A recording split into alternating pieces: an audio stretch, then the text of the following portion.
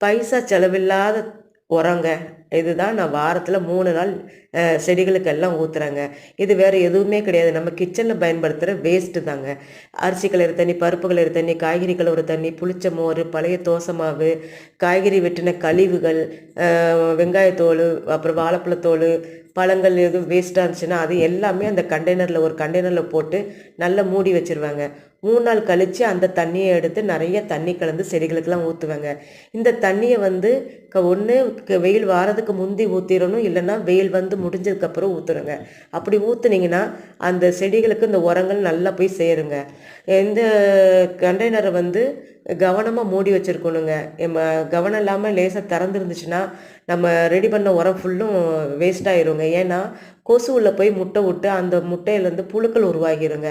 அப்போ அந்த உரத்தை நம்ம பயன்படுத்த முடியும். இவ்வளோ இங்கே சேர்த்து வச்சது எல்லாமே வேஸ்ட்டாக போயிருங்க.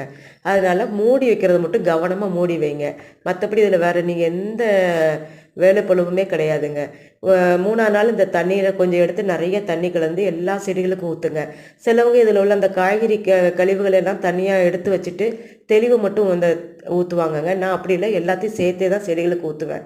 அந்த காய்கறி மக்காத காய்கறி கழிவுகளை வந்து வேர் பகுதிக்கு கொஞ்சம் தள்ளி போட்டு விட்ருவாங்க. அது வந்து நாளடைவில் மக்கி அதுவும் உரமாக மாறிடும். இது தாங்க என்னோடய செடிக்கு நான் கொடுக்குற உரம். நீங்களும் இதை பயன்படுத்தி பாருங்கங்க. தேங்க்யூ.